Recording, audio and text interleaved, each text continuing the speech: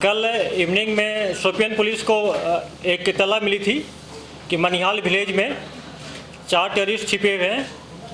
Army CRP police कॉर्डन डाली और हम लोग अपील किए। इनफैक्ट उसमें से एक टेररिस्ट के वाइफ को भी ले गए, हम लोग अपील करवाए। बाकी की फैमिली में अपील किए लेकिन सरेंडर नहीं किया और उधर से अंदर से घर के अंदर से फायरिंग किया। फिर इनकाउंटर शुरू हो गया। इनकाउंटर में 4 टेररिस्ट मारे गए। चारों कैटेगराइज टेररिस्ट है, लश्कर तैयबा से बिलोंग करता है।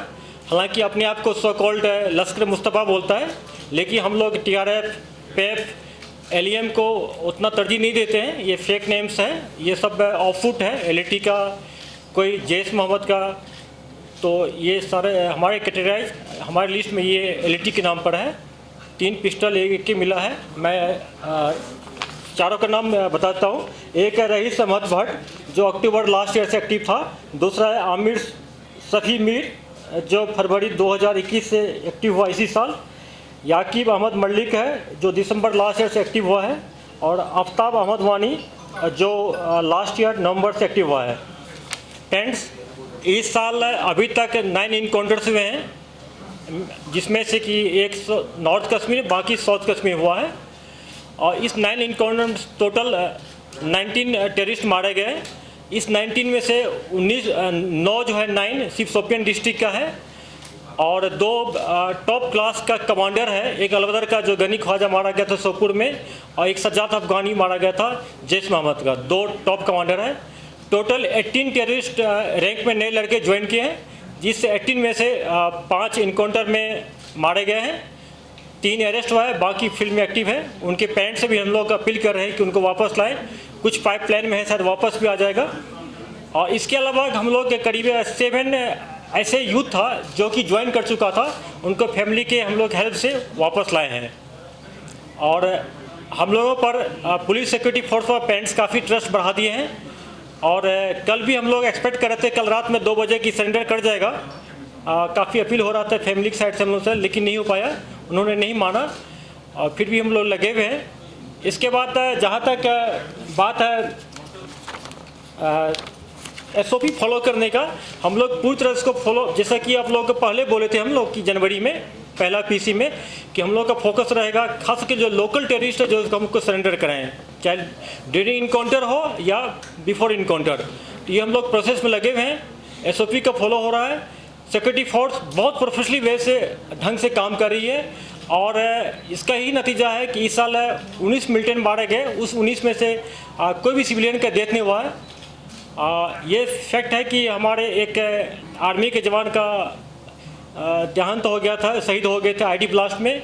पुलिस का एक इनकाउंटर में बडगाम मारे गए हैं, शहीद हो गए थे। और 2 जो हमारे पुलिस वाले पर फिटाइन टाइप का हमला किया था बागत में, उसमें शहीद हो गए। टोटल पुलिस और सिक्योरिटी फोर्स मिला के 4 शहीद हमारे हुए हैं। हम लोग अपने ऑपरेशनल स्किल को बढ़ा रहे हैं कि कोई कोलेटरल डैमेज नहीं हो और हम को भी लॉस कम हो। कल के इनकाउंटर में आर्मी के जवान थोड़ा जख्मी हो गए, अभी उनका हालत बिल्कुल ठीक है, हॉस्पिटल में है। जहाँ तक रेजिग्नेशन का बात है, पाकिस्तान अभी तक बाज नहीं आया है। अभी भी हम लोग 7 नए टेररिस्ट इंट्रोगेशन बात किए, उनसे पता चला कि पाकिस्तान से उन्होंने प्रूफ भी देखा है कि सोशल मीडिया पर किस ढंग से उसको इंस्टिगेट किया जा रहा है, रेडिकलाइज किया जा रहा है। दूसरी बात ड्रग्स है, ड्रग्स भी काफ़ी पाकिस्तान से आ रहा है। हमारे लड़कों को यूथ को ख़राब किया जा रहा है।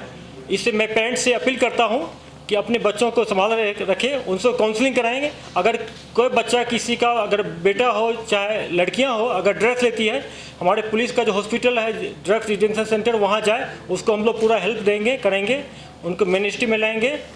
उसके अलावा मैं उन लड़कों से खास जो ज्वाइन कर लिया उनसे अपील करता हूं कि 2 टाइप का, या तो आप पहले आ जाएं या इनकाउंटर में जब आपको मौका मिलता है तो उस टाइम ही आपको मौका दिया जाएगा सरेंडर करने के लिए, आप उसमें आ जाएं। आपके साथ कुछ नहीं होगा, हम लोग आपको एक्सेप्ट करेंगे, कोई दिक्कत नहीं होगी। बाकी समर की जहाँ तक बात है, हम लोग पूरी तरह तैयार है। हम लोग का अपना प्लान बन गया है। कहीं कहीं हम लोग नाका को बढ़ा दिए हैं, कहीं कैंप को शिफ्ट कर रहे हैं। और जैसा कि हम सब जानते हैं कि इलेक्शन के बाद हम लोग को एडिशनल फोर्स मिल जाएगा और जहाँ जहाँ सिक्योरिटी का कमी है, जिस एरिया में सिक्योरिटी का कमी है, उसको हम प्लग कर लेंगे और बहुत ही सक्सेसफुल सेफ इंसिडेंट फील्ड यात्रा करवाएंगे हम लोग। कोई दिक्कत नहीं होगी। और लॉ एंड ऑर्डर की जहाँ तक बात है कि अगर किसी इनकाउंटर में छुटपुट पथरा होता है, देखिए एक चीज़ बात मानना पड़ेगा आपको, जब फायरिंग शुरू होता है तो हम लोग गांव से और उसके आसपास के घर से लोगों को निकाल लेते हैं। घर से निकालेंगे तो कहाँ रहेगा, इनकाउंटर साइड के बाहर रहेगा।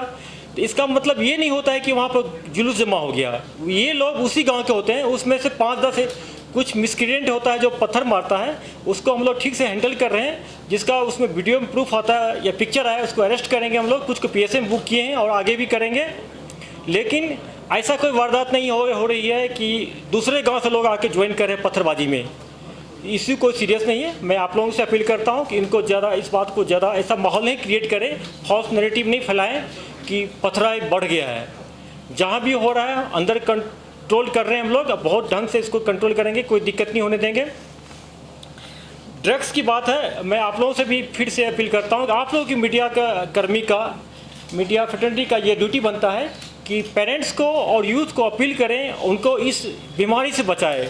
ये हमारे न्यू जनरेशन के लिए बहुत डेंजरस चीज़ है।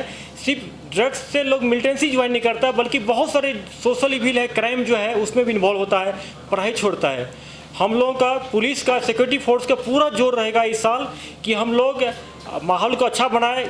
2 चीज़ हम लोग मेंटेन करना चाहेंगे कि स्कूल कॉलेज कभी बंद नहीं हो, वो तब होगा जब कोई इंसिडेंट नहीं होगा, माहौल ठीक होगा। दूसरा है कि हम लोग का फोकस रहेगा, ऐसा हम लोग माहौल बनाए कि टूरिस्ट भारी भरकम मात्रा में यहाँ आए, कि लोगों को रोजगार मिले, यहाँ के लोग पैसा कमाए, सुख शांति यहाँ आए।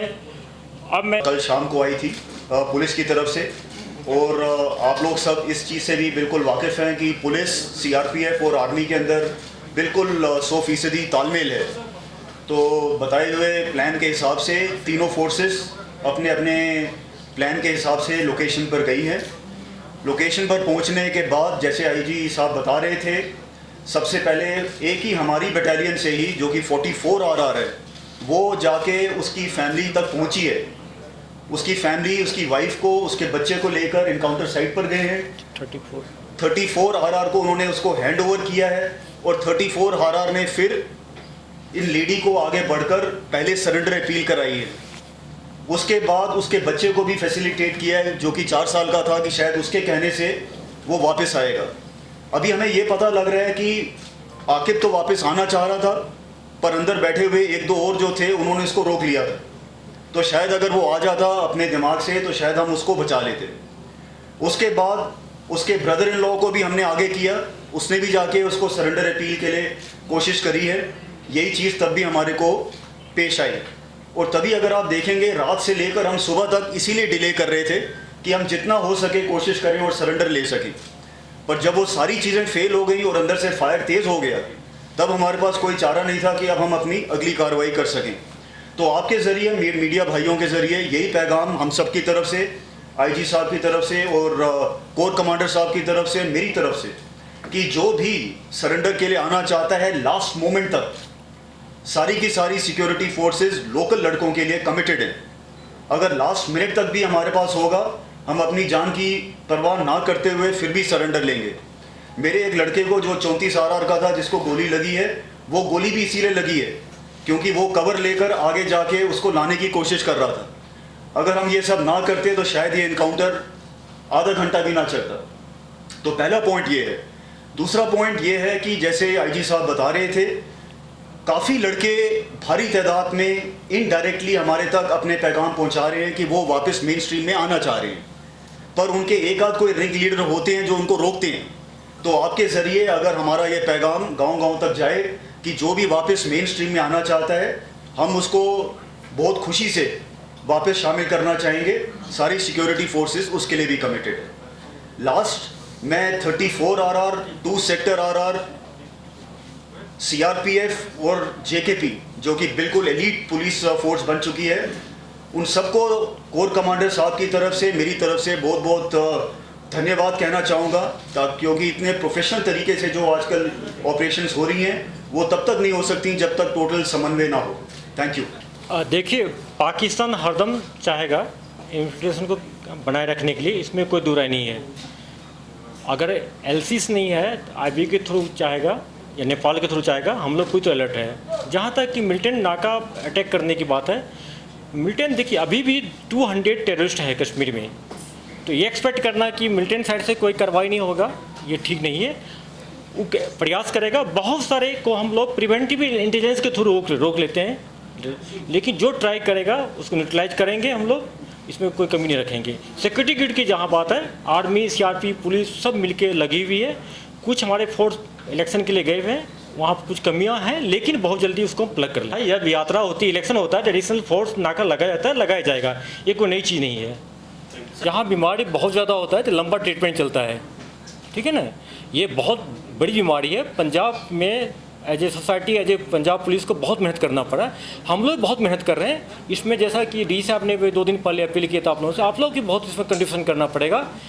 जहाँ देखिए, हम नहीं कहते हैं कि आप मेरा मुखबिर बने, लेकिन आपको कुछ ऐसा खबर मिलता है तो हमसे शेयर करें कि हम तुरंत एक्शन लेंगे, क्योंकि ये नेशनल इंटरेस्ट में नहीं है, सोसाइटी के इंटरेस्ट में नहीं, आपके इंटरेस्ट में नहीं, मेरे इंटरेस्ट में। कल हमारे आपके बच्चे भी इसमें इसके दबाव में आ सकते हैं। एक सोशल इविल ज़्यादा है ये। हम लोग पूरी मेहनत कर रहे हैं और करेंगे। और से ये लोकलाइज प्रॉब्लम नहीं है, पाकिस्तान से भी आ रहा है, कभी ड्रोन से आ रहा है, कभी एलसी के थ्रू आ रहा है, कभी नेपाल के थ्रू आ रहा है। तो इस पर पूरा मेहनत कर रहे हैं हम लोग। एनआई भी पकड़ रही है, पुलिस भी पकड़ रही है, नारकोटिक्स भी पकड़ रही है, जो उनका कंट्रोल बोर्ड बीएसएफ भी पकड़ रही है। हर एक ढंग से कार्रवाई हो रही है। 2-3 मिलिटेंट का अटैक होता है, स्कूल कॉलेज बंद नहीं होता है, इकोनॉमी एक्टिविटी बंद नहीं होता है, यात्रा नहीं होती, टूरिस्ट आना बंद होता है। लेकिन जब लॉ ऑर्डर पथराव होता है तो यात्रा भी कम होती है, टूरिस्ट आने में डरते हैं, स्कूल कॉलेज बंद होता है। तो स्टोन पेल्टिंग लार्जर इशू है, इससे सोसाइटी इन्वॉल्व होता है, इसलिए स्टोन पेल्टिंग को हम लोग ज़्यादा सीरियसली लेंगे। हम लोग लेंगे। टेररिस्ट की जहाँ तक बात है, टेररिस्ट अलग चीज़ है। टेररिज्म से हमको उतना फर्क नहीं पड़ता जितना कि लॉ ऑर्डर होता है। हम नहीं चाहेंगे कि यहाँ के स्कूल कॉलेज बंद हो, यहाँ का बिजनेस बंद हो, दुकान बंद हो और टूरिस्ट आना बंद हो। इसलिए लॉ एंड प्रॉब्लम जो मेरे लिए ज़्यादा सीरियस इशू है।